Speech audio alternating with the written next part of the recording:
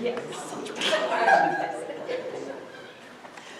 Hello everyone, and welcome to our roundtable on spirituality and transformation in LARP.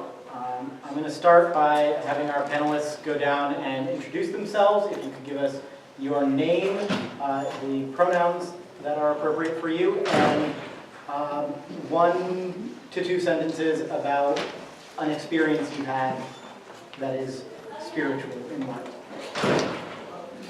Or transformative. I guess I will start. I'm Clio Davis. She, her, or they, them pronouns. I have recently, and by recently I mean December, which I guess is not that recent anymore. My concept of time is messed up. Time is bullshit anyway. Got to, for the first time, experience like a heavily spiritual LARP epiphany in Austin, Texas, where I got to explore my whole kind of core conflict in life and in the character of spirituality as it relates to death and spirituality as it relates to concepts of life and embracing life versus the inevitability of death. I'm Ashleigh. My pronouns are she, her. It sounds like we're starting a trend of talking about a LARP that recently affected us spiritually, so I'm just going to keep on with that. I'm going to hold most of this story for more talking later, but last year I joined a campaign game where I had the opportunity to work on my feelings of spirituality through LARP as it relates to my status as a trans person, and that was really awesome and transformative. Yes, groan for me, audience. Hi, my name is Greene. I go by pronouns he, him. They, them is also fine. So a LARP that was spiritual or transformative for me was also the LARP Epiphany, which I'm sure we'll probably dive into a little bit at some point during this panel. But the long story short is that it was a game where I got to express some aspects of my spirituality that I've only ever been able to with like people that I'm very close with, but I got to express it in a very, very public, like out way of just like, these are the way that I feel about these sorts of things, and I got to do a ritual in the LARP that was important to me as a person, that was very transformative and helped me confront some of the things in myself that I've been wanting to change. So both spiritual and transformative. Hi everyone, my name is Alex Roberts. My pronouns are she, her. And at New World Magiscola, I accidentally found what I needed from a relative who had passed on through water communion. Hi, I'm Lynne Bowman, she, her, or they, them. I helped design Epiphany along with Russell Murdoch, who's here, and Rebecca Roycroft, which is Mage the Ascension inspired Nordic LARP, although it's really kind of mage inflected, I think is probably a better way of putting it. I would say the things that have most powerfully affected me spiritually, I would say playing the character of Joni in Just a Little Leaven twice. I've played in the Danish 2015 and the most recent US run. And Joni is a Tantra guru from the 70s. So, and being able to run workshops for people, even with very rudimentary knowledge, and being able to occupy a headspace of someone who has a tremendous amount of faith was actually really powerful for me and has helped me in my personal journey of tapping into my own spiritual days. Thank you all so much. We're going to kind of build off of that with our first question. We can go down the line again, or if anyone feels up for starting this one. In what ways have you seen LARPs use religious or spiritual rituals in interesting ways? I'm gonna have to keep time tight on all of these because we have a lot of questions we want to get through and a lot of panelists. Sarah, do you want to start? Sure.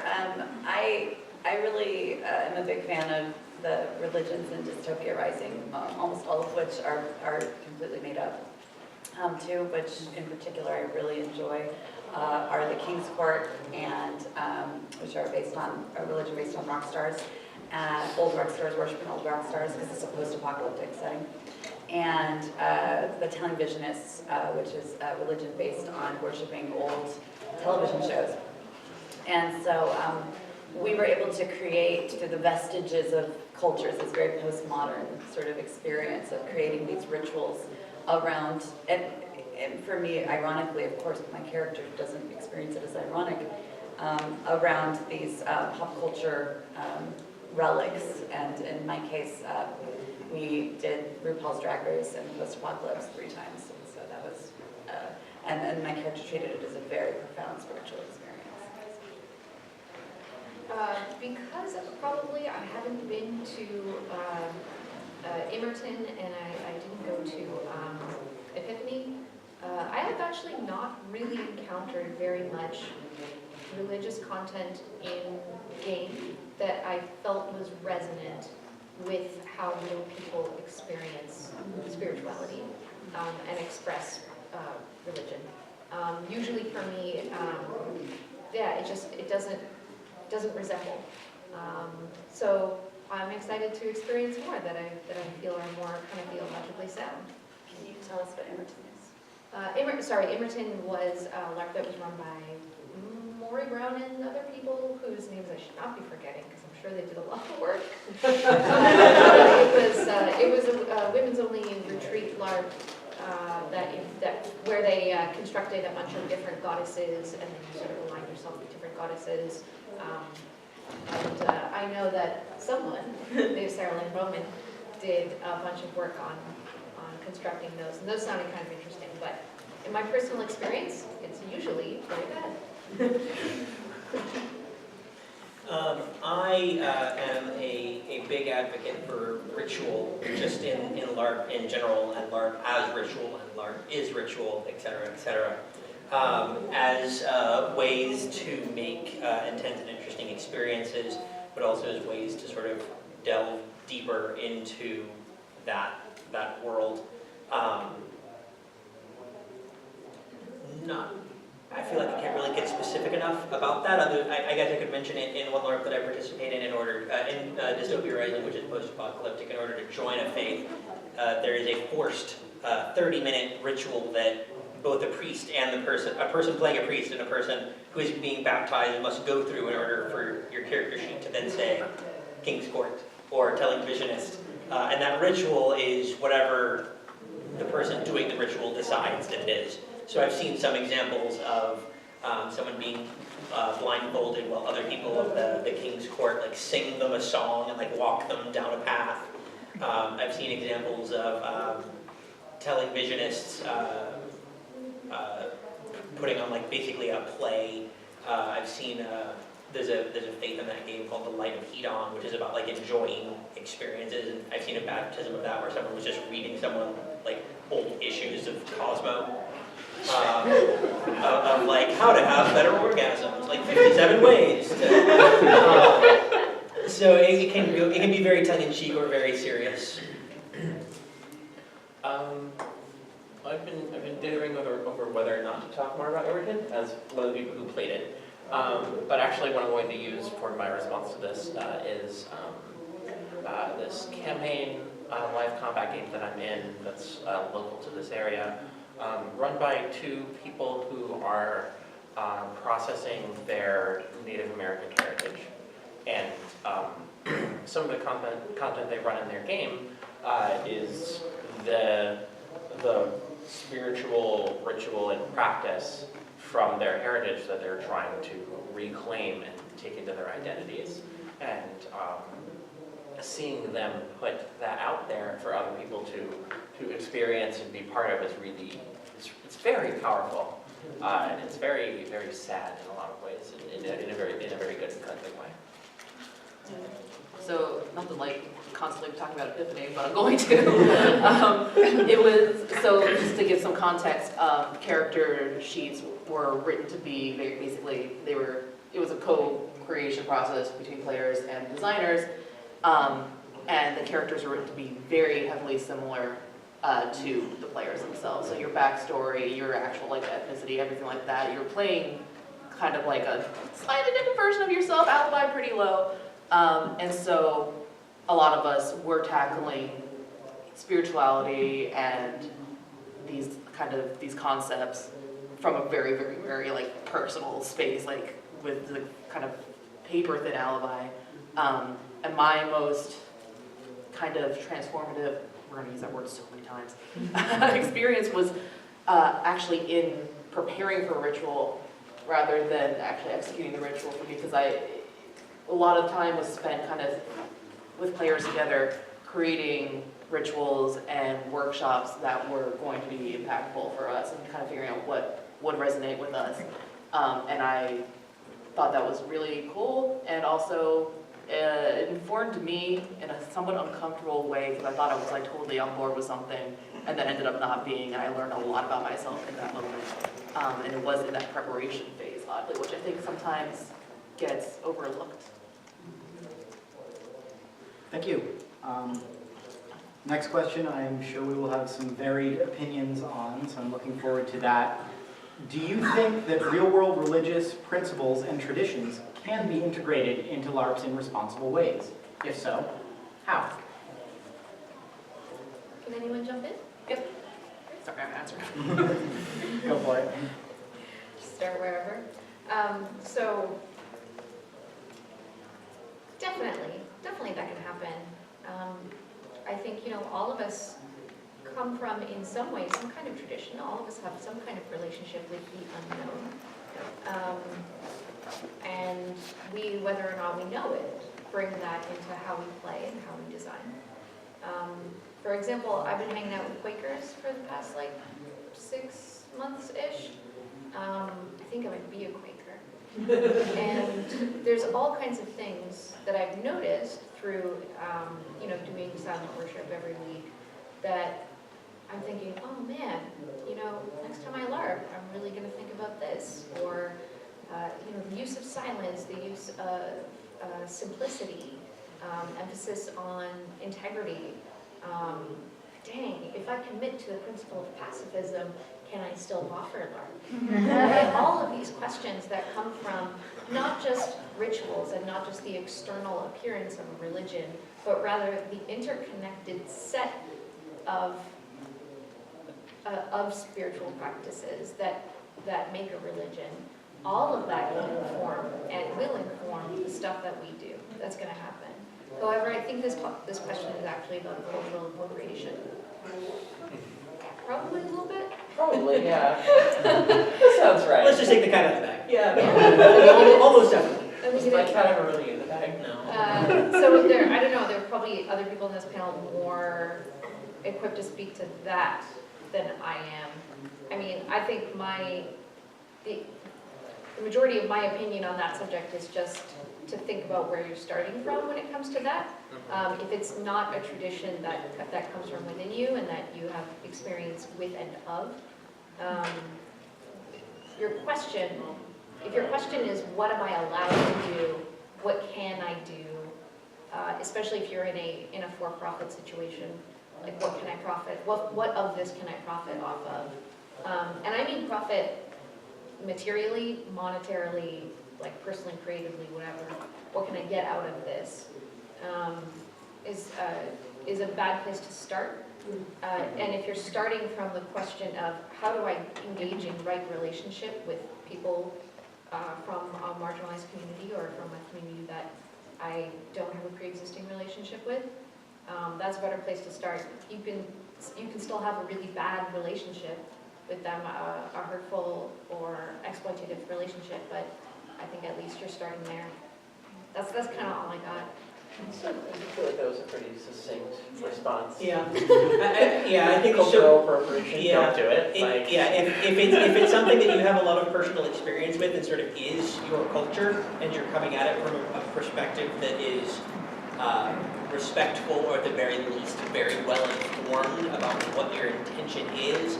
And I think it's also important that you can broadcast that a bit of like, hey, I'm not just pulling this out of a bag somewhere. I'm doing this with this intention going into it, and you're letting other people who might participate in that know. Then I think that it can be done responsibly.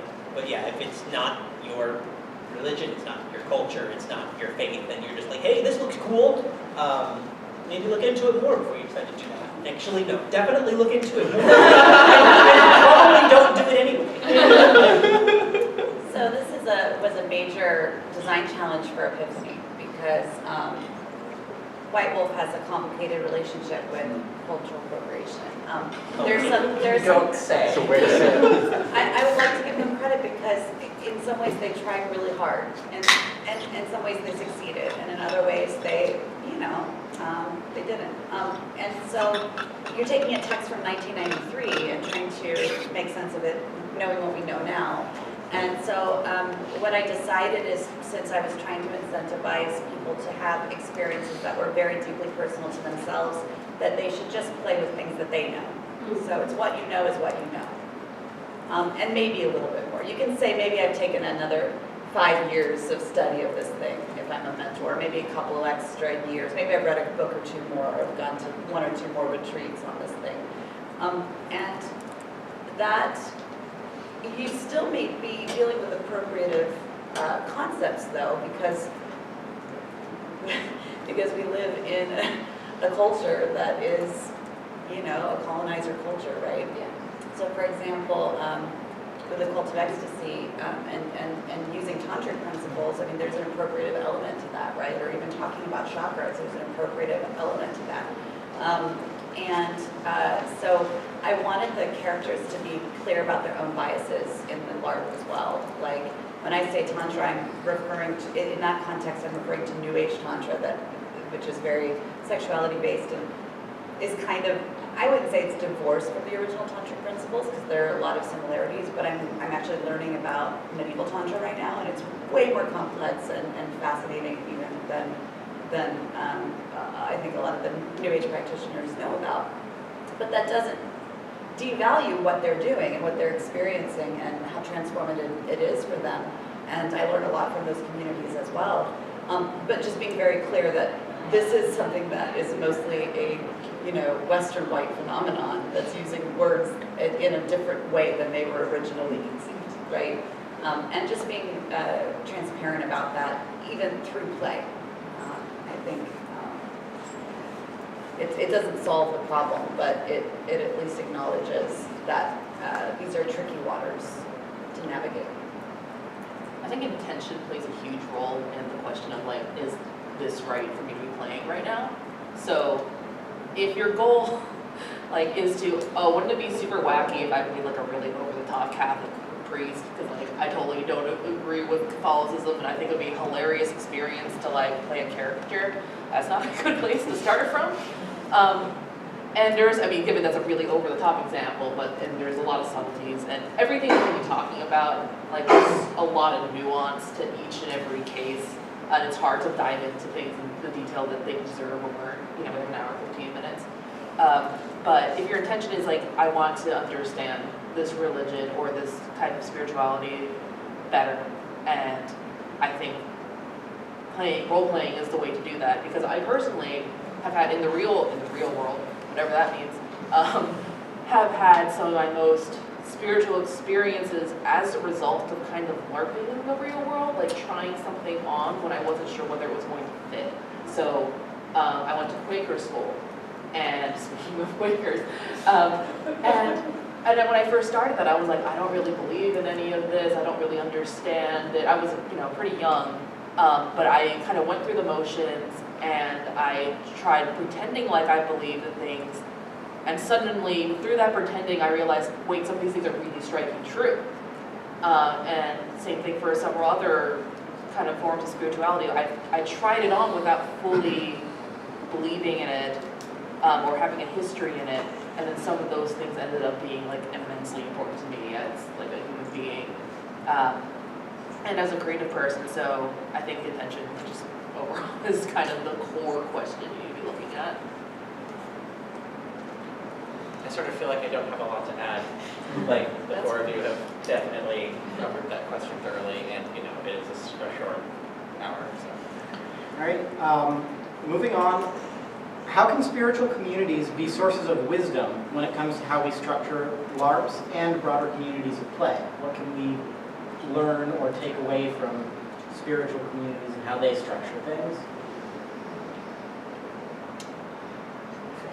Singularly unequipped to answer that one because I'm such a solitary practitioner in my own stuff. And like I don't have community. There's not a lot of community for like, you know. Never mind. Doesn't matter. I think that answers the question. Like, Yeah, I guess like, it does in a way. I think a lot of us feel that way about like about being LARPers too, where like we don't have people who are nearby who do this particular kind of our favorite kind of LARP, and we go to a con and we can do that. And maybe there are things other than the con model, like I know there are lots of people who are doing, you know, neo-pagan stuff or Wiccan stuff or you know, certain New Age practices, and they also are doing something that's kind of niche and they don't have a big building to go every Sunday.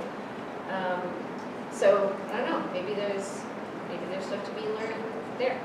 Yeah, I mean, in my case, I've met one other person ever who is doing something similar to what I do, which is very trans-focused Wicca. I grew up Wiccan and then discovered some stuff. I again feel very awkward just talking about it.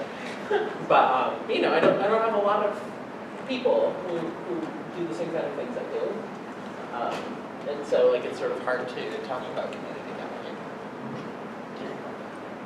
That's fine.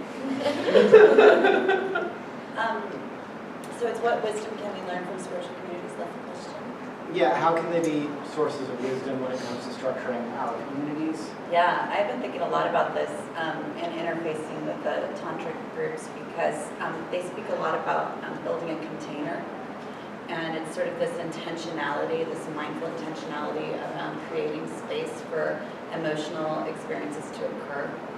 And I find that very similar to what we've been trying to do with workshops and debriefs and trying to create frameworks around our play structures. And so I would love to integrate, and I'm sort of mentally trying to figure out how to do that, some of the practices that they do in their ritual spaces to make things a little bit safer for the participants to get messy. I mean, the idea of the container is that we're opening up a space for vulnerability, and that means that there will be some messiness, so it needs to be contained in some way. And we do the same thing in LARP, right? We open up parts of ourselves and are witnessed in that.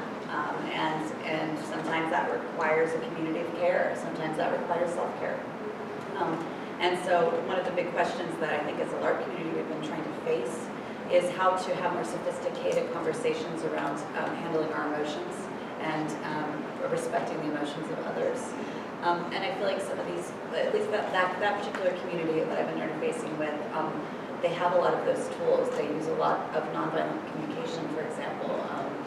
They openly talk about and own their own shadow side, to use Jungian terms, aspects, which we play with a lot in games. We play with that stuff. So it would be great if we had more open communication about the elements of ourselves that we're really bringing into this stuff. I think alibi, one of the reasons I wanted Epiphany to have low alibi is because I wanted us to be a little bit more intentional and a little bit more honest about what we actually play with when we come into these spaces. It's okay to have alibi. It's not a bad thing. Alibi meaning it wasn't me, it was the character. I'm not in this. I don't exist, right? But we do bring parts of ourselves into LARP characters, even if they're very different than us. And we certainly, we've been learning this week about neuroscience and bleed. I mean, our brain might not be able to tell the difference between the fact that we're playing a character or not in certain ways. So anyway, that's something that I've been thinking a lot about. To jump on what you were saying about this almost ridiculous similarity between what we're doing and what a lot of spiritual communities do, where, you know, we get together on a semi-regular basis, we close ourselves off from the mundane world for a little bit, we do something that is a little bit different than what we might normally do, and what we do does not have a clear, it's neither consumption nor production, it doesn't seem to have a clear purpose, it doesn't make anything, and yet we all just kind of like really keep wanting to do it. And we can't, maybe we write papers about it, but we can't really. And then in some ritual way, that is, the doors are reopened and go back into the world, but we remain connected to each other, right? So LARP communities are very, very similar to spiritual communities, but LARP communities are young. The oldest ones are what, maybe 30, 40 years old? That's so young. We're little babies. And spiritual communities have been around for a really long time. And they've done every bad thing you can imagine. And also, they're consistent sources of support for a lot of incredibly vulnerable people. So, you know, my background is in pastoral theology, and I bounced around to lots of different communities before I found one that feels right. And that means I got to see all of the different ways that communities are made accessible to people who, to all kinds of different people. They are made sources of support for people who have varying needs, for the ways that resources are distributed, redistributed in those communities, either well or poorly, how power is distributed in different kinds of communities, right? In some spiritual communities, very focused either on a single charismatic leader or on a much broader power structure that is very hierarchical. You know, I'm in an unprogrammed Quaker community right now, which means nobody's in charge. Nobody's steering the ship. And yet this community has been there for over 50 years. So that's apparently a thing that's possible. And the idea of bringing a variety of structures like that, a diversity of different structures of power and of care to LARP, it's really exciting to me because that makes LARP more sustainable. We have those models of how we construct communities like that. And by construct communities, I mean really tangibly look out for each other and have each other's backs. I think I sense that's the LARP as religion. Yeah, when it comes to the idea of also like communities as resources for research, for instance, right? I'm a big believer that LARP is under this giant umbrella term of game a lot of the time, which has a gajillion different meanings at this point. And I think if you were to ask the question of, okay, I'm writing a novel, or I'm writing a play, I'm writing a screenplay, any of these things, would it be strange for me to approach this spiritual community, this religious community, what have you, to do research so I can understand better what this element of what I'm writing about? People will be like, yeah, do it, like there's nothing weird about that. But as soon as you say game, it adds this idea of like there's a little bit of like frivolousness to it, that's ingrained in a lot of people's mind, that makes you think, oh, like you can't possibly tackle the subject seriously. Belittling Yes. somehow. You don't want to turn it into a game. Yeah, which is why I so often try to like justify, this is silly, but like I justify LARP by comparing it to theater because I feel like I have to the outside world. Constructing an immersive theater Experience, experience. immersive experience in which we, yeah, like it's theatrical but I have to do that in order to see elevated under people's eyes as an art form and like a very legitimate way to explore topics. Because like you wouldn't say, don't write a novel about these difficult subjects. Like how dare you? When it's like, you know, people do maybe at one point people did do that. Sometimes I guess people still do that, but it's not the norm. Whereas before, I feel like that's a question that's immediately thrown at any LARP that's trying to tackle something that's a little bit serious or controversial. So absolutely, you have to be in a vulnerable, you make yourself vulnerable to approach any community for help or for advice, and you have to accept that no might be an answer from them and like accept that like that's okay. But yeah, I think it's an important step in for a lot of different spiritual subjects. Harrison, did you have anything more to add to that one? All right. Then moving on. Has anyone on this panel experienced a LARP or LARPs that create new mythologies or religious rituals? I guess we got a little bit to that in our first question, but can you give us some examples of what's been created that you've seen, whether you liked it, disliked it, anything? Okay. Jump on top of the There's a table. LARP called This Miracle, which is by Lizzie Stark and Nick Fortuno. Yes, good, give it up. It's a good game. So it is a LARP in which you construct rituals. So you have like an hour of arts and crafts, basically. You're split into two groups. Each group makes a ritual. You just construct a ritual based on a very, very basic, super simple story, like a myth. That you create yourself. Yeah. Sorry, you construct a ritual. So, which one comes first? You construct a myth, So there's and three then groups. you construct an artifact based upon that myth. So this is a painting of the man on the island, which was the first man, or this clay structure represents the melding of earth and water as began life on this planet. And then you pass that to another group who sort of like acts as, without the context of who is the man on the island? Don't know, I just have a picture of a man on an island. They take the role of archaeologists and construct well, what does the man on the island mean? Well, when I look at this statue of this red clay and this gray clay, I'm pretty sure what they were thinking of was fruit. So this was clearly a fertility culture. And then from there you create the ritual that society might have done. And then in the last part of this LARP, you actually play pilgrims in a modern setting doing these rituals. Yeah. And it's all about different groups making that and then kind of passing it on to different people who then, without context, reinterpret.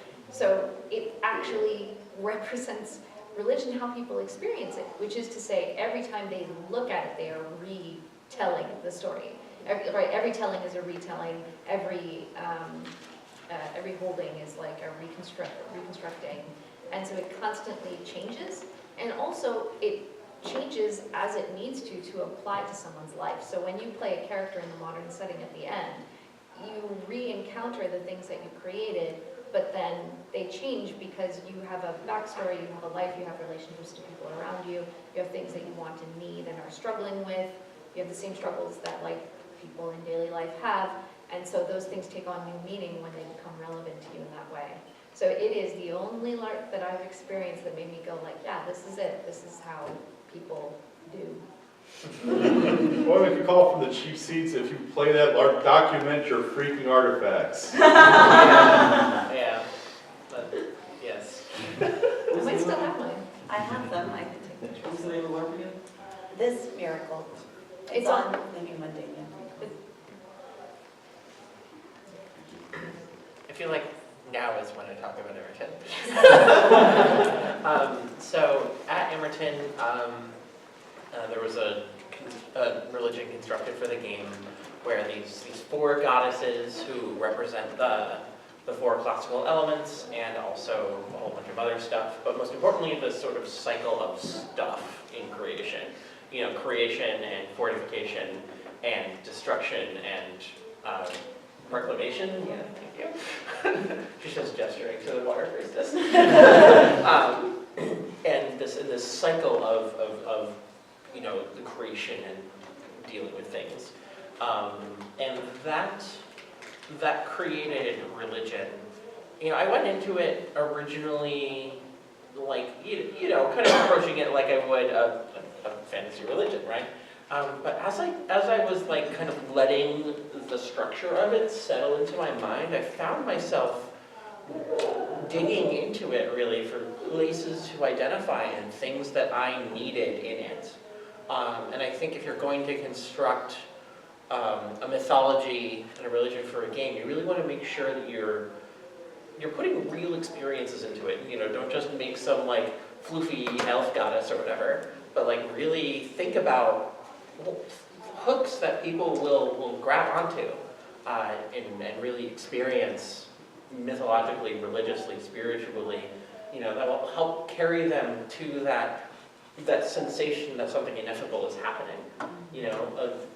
Just sort of bouncing off of what Alex said a little earlier about how when we LARP, we go to a place, we close the doors, something weird happens, and then we open them again, right? And you want to, with your fantasy mythologies, you want to, and by fantasy I mean like made up rather than high fantasy. You want to give people places to hang their real experiences, because if you do that, then you're able to take a little bit of that back with them, which is certainly what happened to me from Emerton. I made a character who had an interesting, we'll say, relationship with the goddess of air, who is all about unconditional love. And that is a concept that I struggle with because of my own issues. And in connecting to that through my play at the game, it helped me grow as a person with respect to love and how I experience it. And that's, I think, something that game religions can offer, to give you room to explore these things and grow, but only if you put them out there as a designer. And I'd like to just piggyback on that. One of the design choices that Maury Brown, who kind of laid out the foundation of Emerton, made was to create this goddess chamber, where everybody has the opportunity to embody one of these goddesses at any time. So you put these masks on, and you're taking on aspects of the goddesses. And so any of the acolytes could go and ask a question of the goddess. And I have probably my favorite picture of Emerton is actually Ashleigh's picture as Ashleigh, because she just looks so intense and beautiful and just was so powerful. And it's like such a shift when the mask would go on. And for those of you who are familiar with Keith Johnstone and mask work, I mean, it's powerful stuff. These made-up goddesses that I kind of helped throw together some of the lore for, watching people embody them and really have make really powerful meaning from these symbols, a lot of which was borrowed from other things in comparative religion that we had read about the Great Mother and stuff like that. But so you not only having this sort of relationship to this external deity, but actually being able to physically embody that. So I'm actually really curious as for what that was like for you. Oh, sure. Yeah, like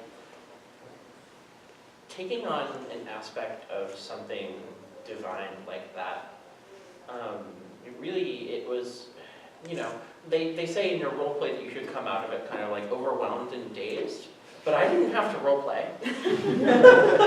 Because when I stepped into the role of the goddess of fire and destruction to talk about war and why this planet full of people had to die, like, it was a lot. And I felt full of fire, and I was loud, and it was okay, and it was like, whew, it was very intense.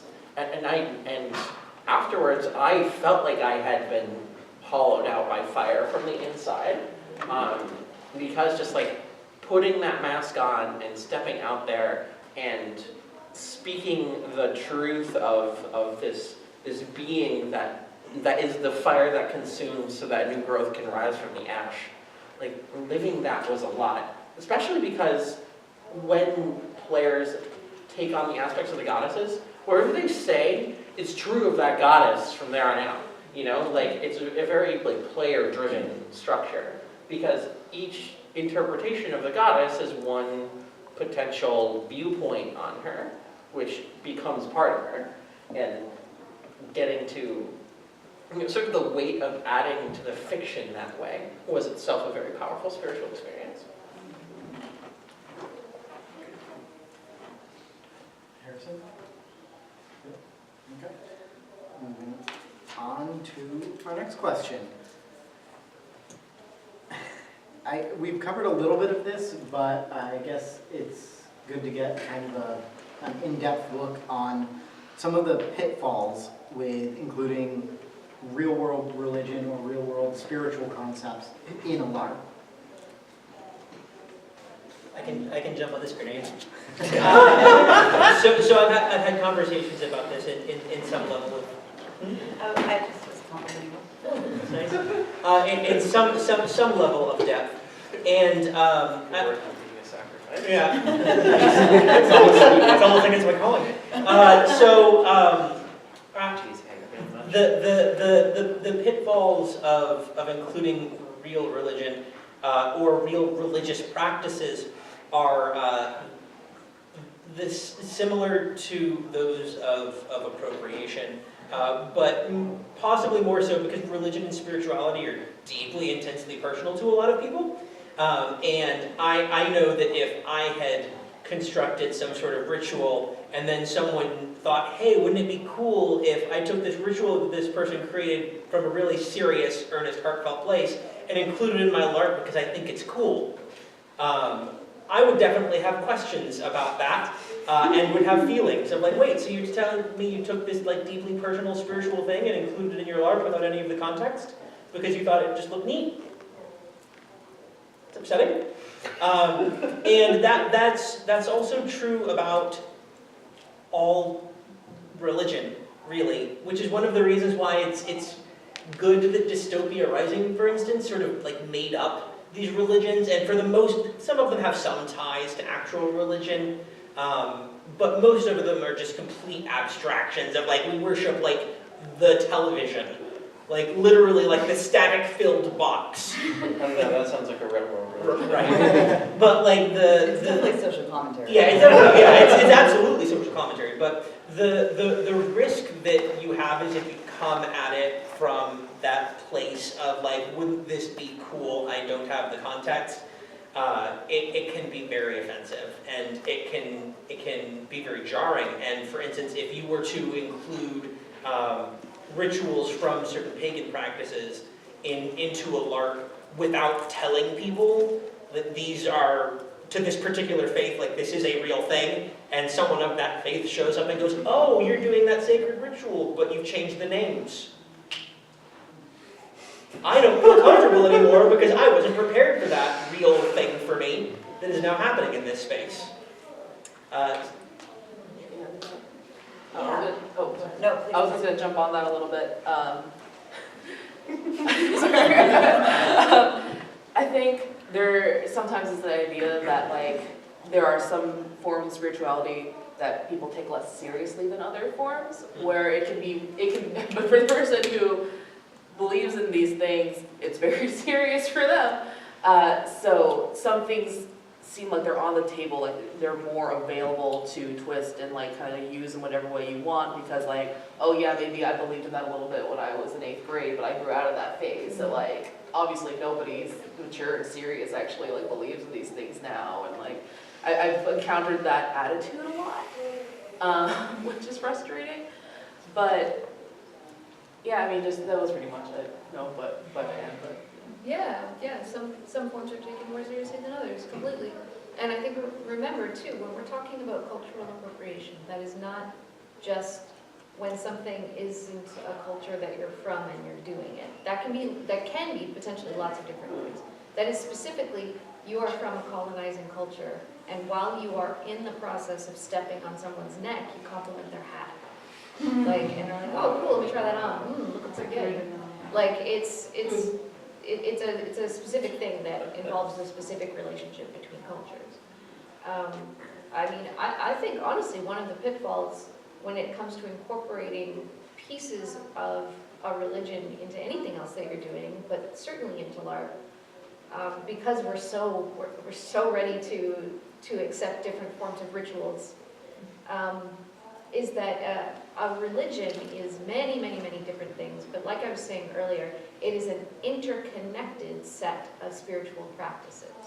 It is personal and communal and this and that, and commitments to this, and maybe it includes beliefs, some don't, but all of those things feed into each other, and it's a system. And so taking one thing that maybe you saw and enjoyed or experienced or read about or whatever, and taking just that piece of it out and engaging with it, you don't know, that religion may have been around for a couple thousand years. You don't know what its what effect that thing is going to have in isolation. That hat has a really nice feather. Well, or even, you know, hey, wow, this cake is so amazing. I think it was probably the baking soda.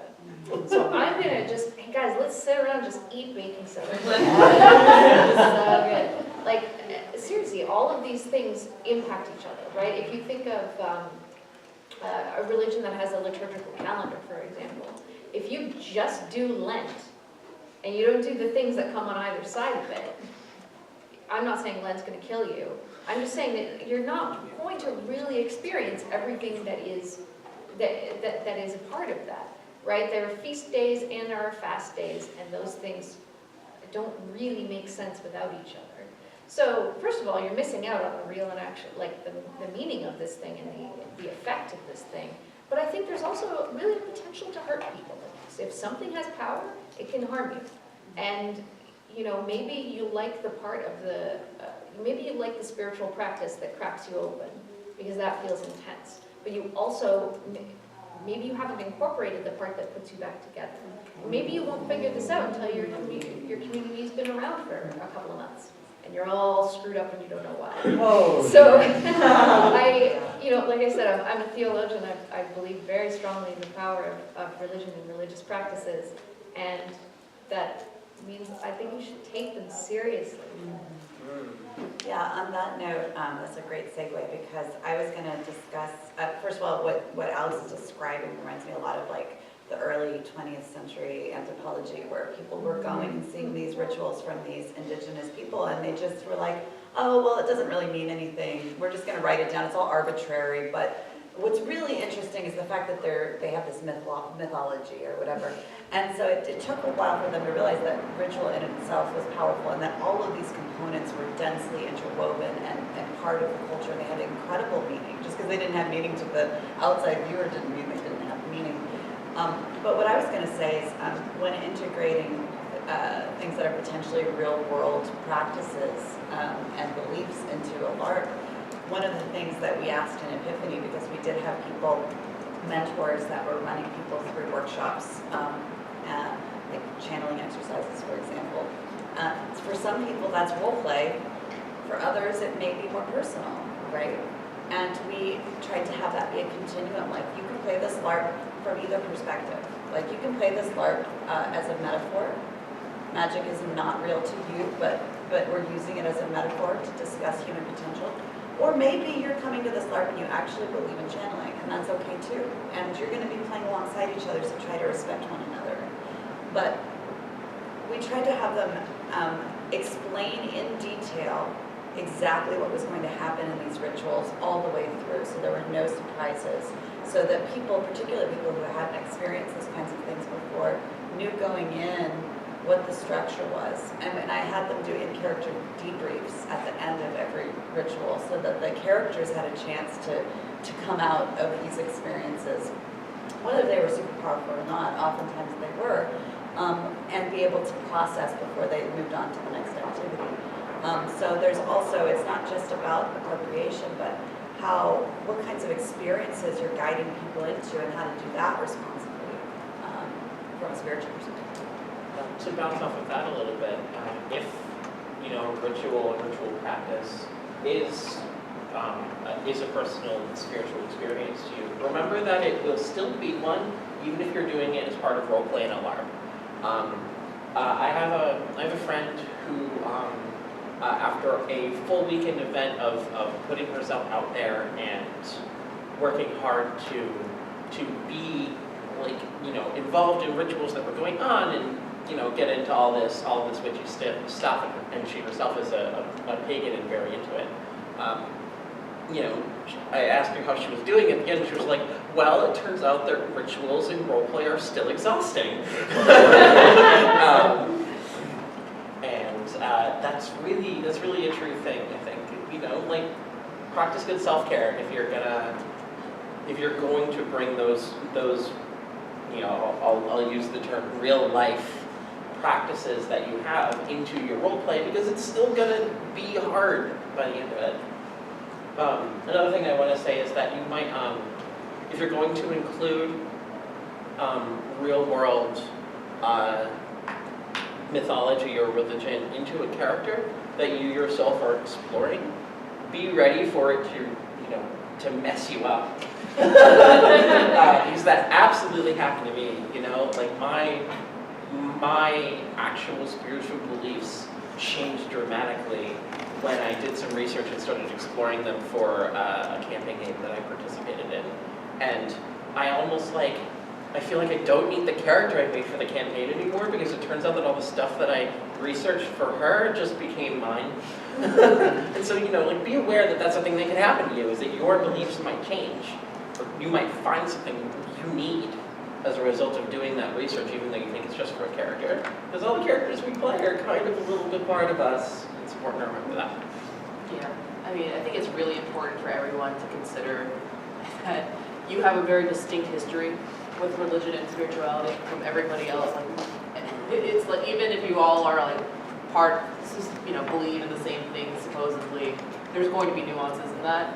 And so just because something's going to be totally okay for another player doesn't mean you're going to necessarily have a great time playing on those same themes. For instance, if you once belonged to one religious group and you left that group and you go back to try playing on those themes, that's going to be a wildly different experience than someone who doesn't come from that background, or someone who's still part of that background. And it's such a case-by-case basis thing, and like having to constantly self-assess, like, how am I doing? Maybe I made a choice during character creation, and now I don't want to play on this anymore. And like giving yourself allowing yourself to back out of something if it's not working out for you. That's very important. We just have one more question. We'll try to keep this short because I want to give time for questions, because we've covered a lot. So last question we've got for the panelists. Can atheists still gain meaning from exploring religious practices or spiritual practices in LARP? Yes, done.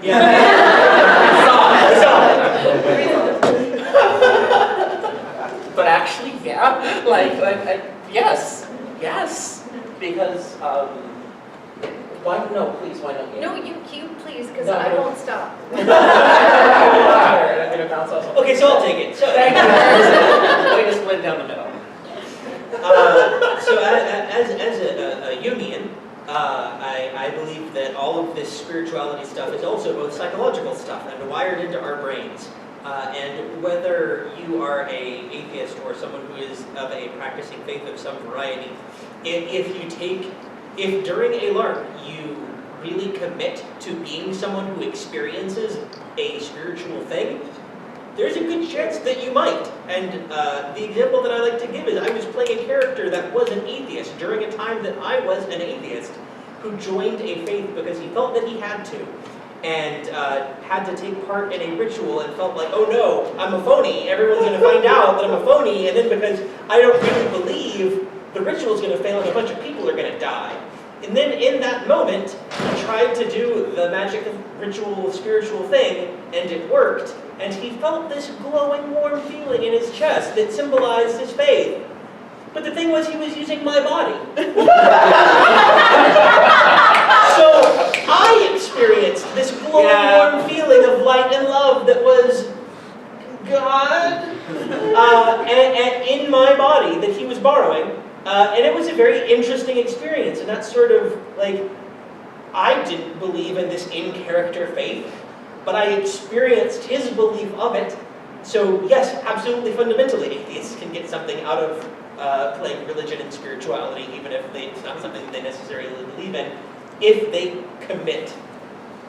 So, I mean, I would say it depends on how you define atheism, because one thing that is super interesting about atheism to me is that every atheist that I've encountered defines it differently, and so we can often have fruitful conversations that way. But there are, like, actually kind of the majority of religions don't have like a belief requirement, like you have to believe these things in order to join. Most are systems of practice. So you just do the stuff. You might end up concluding certain things based on the experiences that you have, but that's not really the relevant stuff. You just got to do it. So we could talk about belief versus practice all day long. But Several days, really. if we're just a whole other conference. But I think also though a lot of people are drawn to atheism because they've been spiritually wounded in some way. They have super negative experiences. So keep that in mind, you know, that this is something that's going to be powerful for you, maybe in a really negative way. It's not worth it. But you know, maybe it's something that's going to give you a different perspective on what religious ritual can be like. And so if you're, for example, playing in a game you really like with people you really trust, you know, that can be a healing experience for you. I really believe that. Define what spiritually means. Sorry, spiritually wounded, as in, so spirituality, since none of us have bothered defining it. I define it as how we engage with the unknowable. So if you had an experience with how you were supposed to, or how you were invited to engage with the unknowable, or how you were expected to engage with the unknowable, or what you were told the unknowable was defined as, particularly in childhood this happens, that was abusive in some way, I think your whole relationship to what that is or could be becomes like a site of trauma. So that's a real thing that people experience. But I think one of the things that you can try on as a character, right? We play roles in order to try out different aspects of ourselves, different potential selves. One of those things I think could be, what if I had a different definition of the unknowable? What if I had different boundaries around what was knowable and unknowable? Or what if I just had a different relationship to it, or not it? It, he, she, they. I'm going to just go off of that also a little bit, and just as it's obvious, but it's always good to have a bit of a reminder that there are some people who are never going to want to touch on spiritual themes or religious themes in a LARP or in any context really, because there are so many people who have, like for instance, a lot of LGBT youth are basically chased out of their homes, kicked out, abused because in the name of religion, and there's just no kind of forging any kind of fruitful relationship with that religion, again, because it's just too painful to touch on it. And there's like a lot of really painful, traumatic associations. And so we have to have respect for people who are like, okay, your LARP contains this as a theme, I'm not going to be able to touch this. And I think it's easy to kind of forget about that sometimes, but yeah, it's important to remember that people have very different histories. Some of them are really painful. Yeah. And also, people can be spiritual without being religious. Yes. The religion, I think, refers to the social structures, whereas spirituality can be a personal relationship, or it can also be tied to those social structures. We also have another entire context of relationship, spirituality and religion. Yeah. All right, thank you all so much, and I think we can open the floor to questions. I think this was Anyone? Anyone at all? Anyone? Oh, Lizzie, I didn't see you. I'm going to stand up. Hi, I am Lizzie, and I am a LARP designer, and I am also very religious. I'm religious, hi. And I just experienced, for the first time, being in a conversation about appropriation, where I was not in the privileged position, and so this whole subject of spirituality and religion, especially when it comes to what can we be inspired by, what we bring in, can be very ambiguous. I would like, on behalf of very religious people, to put forward a request to you guys, and to you guys, and to anybody watching the video that is very non-ambiguous, and I do so. Sure. Don't dial my God's number. If you have ever played Dungeons and Dragons, this will start to click pretty easily. If your players did that exact ritual, would you go, yeah, that's cool, the God answers the call and like ant picks up? Don't do that. I don't care what you call it. If you are like, oh man, Hanukkah celebrations, you're gonna light candles and celebrate lasting stuff.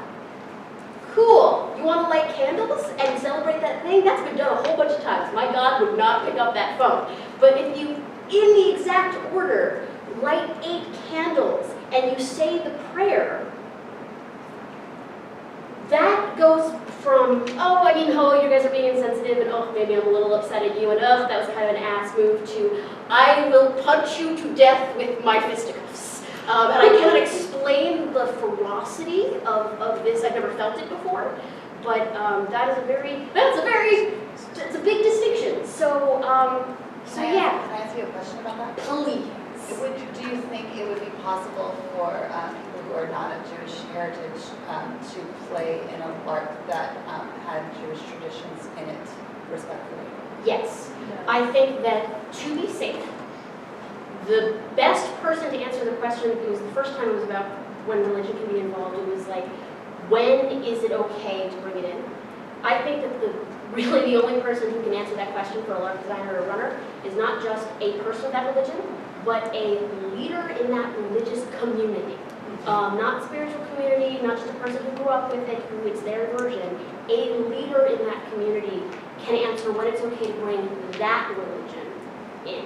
And for the most part, that sounds really rad. If you did a thing about Jewish culture, I'd be super into it. If, however, you did the exact, down to the detail ritual of like a Passover thing, but called it your made-up God, it would be very difficult. And I would just say, just remember that for really religious people, it's beyond offensive. Well, it's not even offensive. It's that this is real.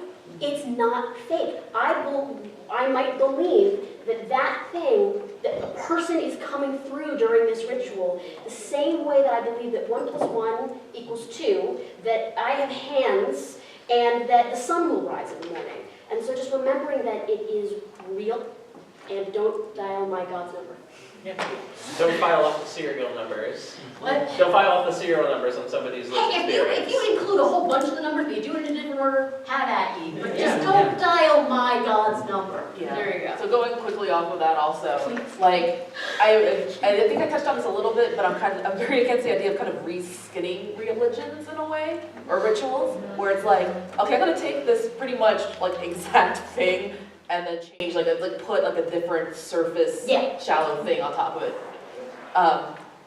And that goes, I mean, specifically, I feel strongly about this when it comes to prayer. Like many different religions touch on prayer, or have prayer as a really important thing. Saying those prayers word for word exactly as they are, don't. Because. Would you flinch if your PCs did this? Flinch is a light word. But the thing is also, like, I can understand why people who come from a very like atheist background, or just like not religious at all, but wouldn't understand what that means for a religious person. Like I personally consider myself a creepy being because we're gonna die. Okay. I personally consider myself someone who used to be religious, no longer necessarily identifies as religious, but identifies as spiritual, and I still retain a lot of the lessons I learned, a lot of these just parts of my personality from the time when I was religious. There are certain things that I would be, even though I no longer consider myself religious, from this religion, I would consider like really disorienting, and also I would almost start to disassociate, I think, if I were to see it used in a LARP context. And again, like it's case by case, you're gonna consult with the leaders of spiritual community or religious community. Now I'm out of breath. I'm gonna pass it on somebody else. All right, we had a lot more questions, so.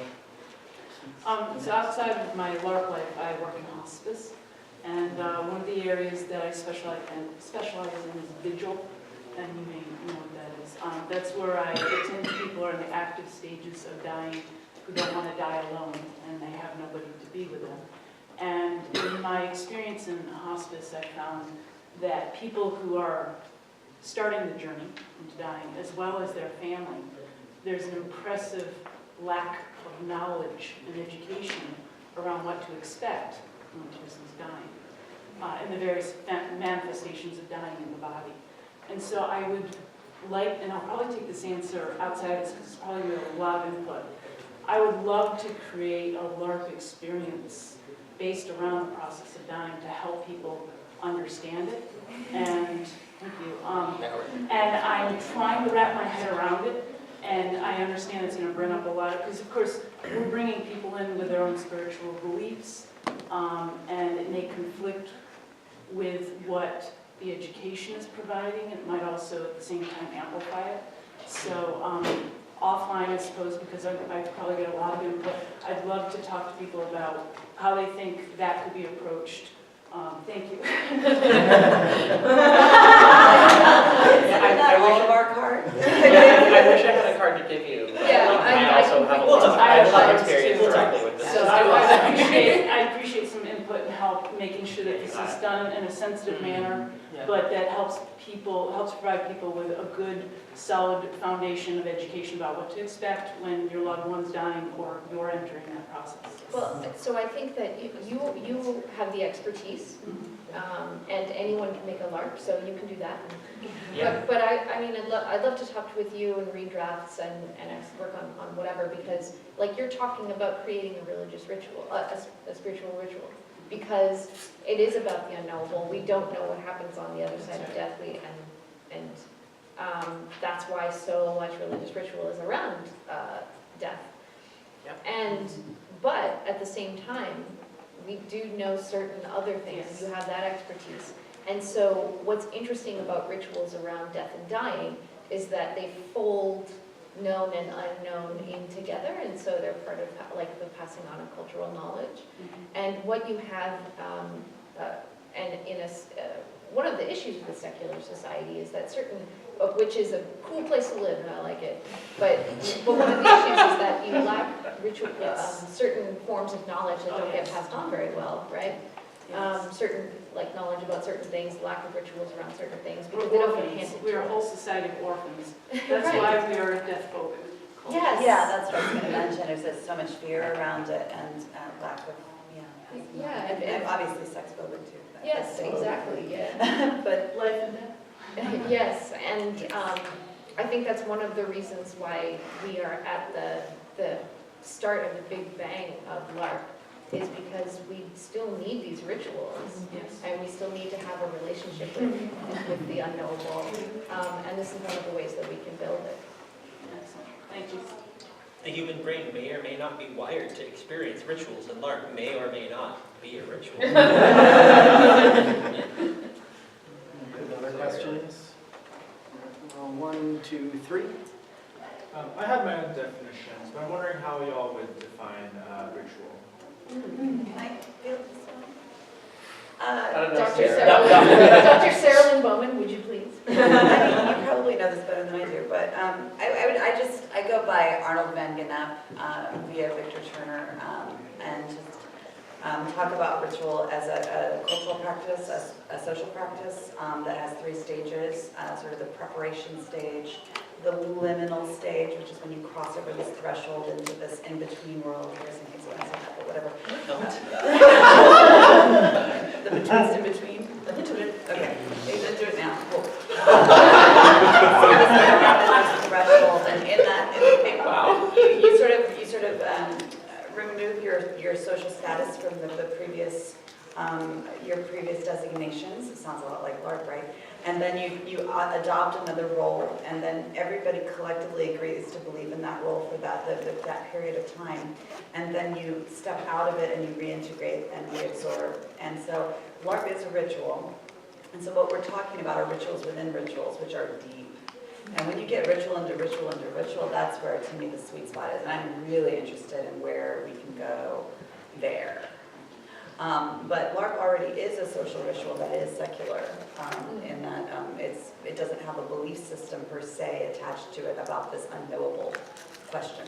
But a lot of people are seeking that kind of meaning in modern life because they don't feel particularly attached to a lot of the religious traditions, or they're experiencing a sense of communitas, as Victor Turner would call it, around that ritual activity that is so powerful. It's why we're all here in this place, right? Because we have probably had that experience and we're really powerfully moved by it, or want to have that experience. And so, so yeah, does that help? Thank you. So I'm wondering if any of the panelists have experienced any religious or spiritual transformational experiences as facilitators, organizers, or designers, rather than as participants.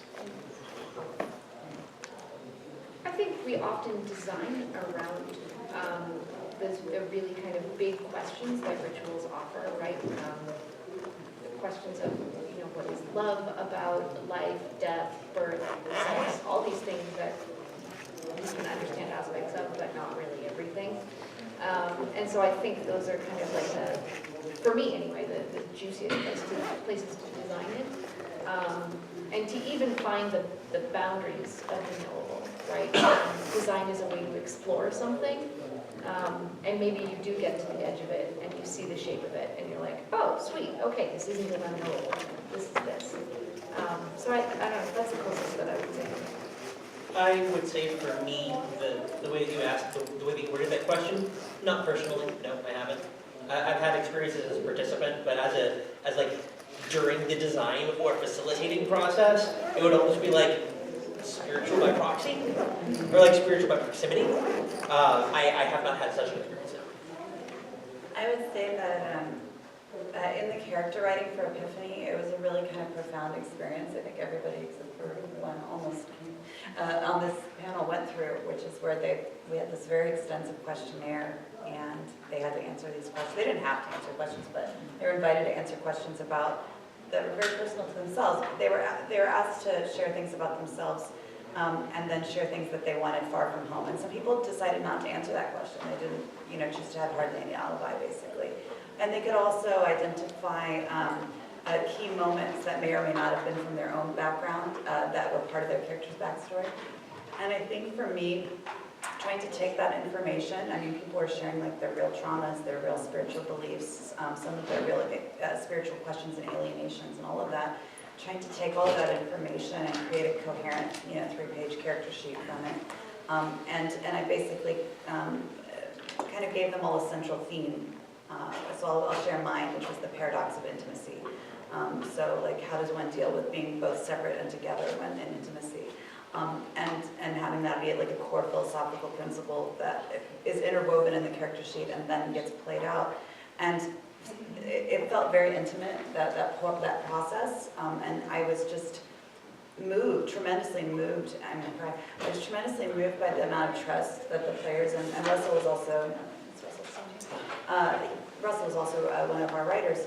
The amount of trust that the players were showing in sharing these things and allowing us to create these characters, which we did not make publicly available, by the way, just because it was sensitive stuff, And then the part that was really, then you send the character sheet and you're like, okay, did I get it right? You know what I mean? And what I started noticing was that people were posting on Facebook that they felt very seen by me, and that was just, I think that was like a spiritual experience, that was that like, okay, I think I've accessed something about this person, or at the very least provided a mirror that I hope felt very deep and reassuring, because there were some people that were sharing things about spiritual experiences that they had where they hadn't felt seen. Or where they'd had to like shut down entire aspects of their consciousness or their beliefs because they were not acceptable by society. There's a lot of characters that were sharing experiences of otherness, for example, and so being able to work that into the character and so I would say that's probably the closest. I mean, it's still kind of playing though when you're writing, so I don't know. that player-designer distinction is a little odd. I talk.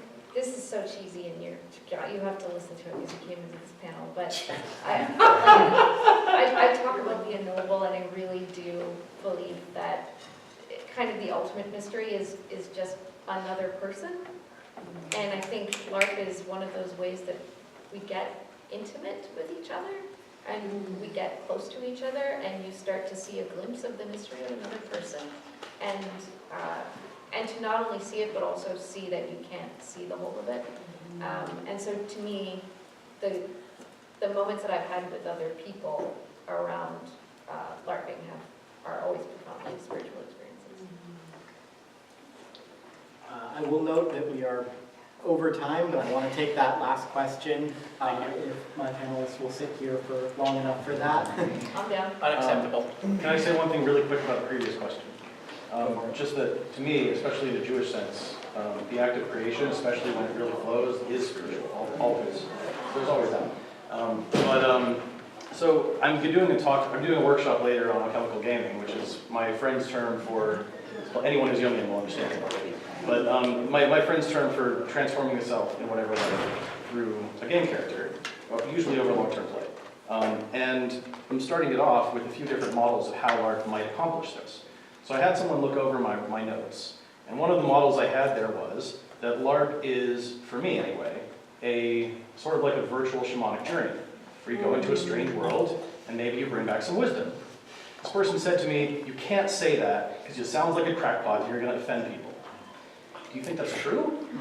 My primary path is chaos magic, so I just use what works, unless it's forbidden to me as an outsider and I don't have an initiation. But I worry that other people might think it was appropriate, so I wanted to ask. Yes and no. Yeah, I guess no, like definitely some people are gonna think that you're full of shit whenever you talk about any of this stuff. Yep. Like, Sure. what did I just say? What just came out of my dumbass mouth? Whenever you talk about this kind of, like, it's fine. Like, whenever you talk about this kind of stuff, there's going to be someone who's like, that's all made up, whatever. You gotta be careful with the word shamanic. That's what I was You saying. gotta What should I keep say on instead? that. You gotta keep pump brakes on that. It's a spiritual. Yeah, because Just I know that you're using it as a technical term, and that shamanic is like shamanism is like a pan-cultural thing, in that you can, from the But some Islamic people- perspective. Yeah, if you have a background in comparative religion, you'll be like, I get it. I could just But- say mystical instead. Yeah, mystical is probably like better, and like it's less technically accurate, but you know, if you're putting words in public, you have a responsibility for how they are received. Yeah. And you can describe those processes without using the word. And I'm not saying reskin in the way that we were talking about earlier, but I think that it's a human experience that we're describing here. That's not, you know, it's a ritual process. One thing I didn't mention earlier about rituals is they often mark transitions in life. So we talked about funerals, and we talked about there's rites of passage, you know, to adulthood. The shamanic ritual is a very powerful ordeal that people go through in order to become a certain role in their society. So saying that just anybody can be a shaman, that's problematic. Sure. Right, so if you're saying that somebody's going through an ordeal, that might be a little bit easier. Sure. And, I mean, anyone can do journeying if they know how, but Sure, I but don't really want to use the word because I know that people have serious, strong feelings about it, I guess. well, and it's also just important to be precise with our language, I think. Yeah, certainly. Yeah, and also, you know, you're coming from a chaos magic background, but you know, from the outside, that looks identical to you having, you know, being familiar with a particular shamanic tradition of a particular group, and then being like, hey, nice, I'm going to go, you know, use it as my own or profit off of it and not materially benefit you. So there's so many things it could be. Why take the risk of it being perceived as such? You have no idea how often traditionalist mages will refer to chaos magicians as LARPers, as a pejorative, because we work with fictional entities sometimes. Yeah. They don't even know.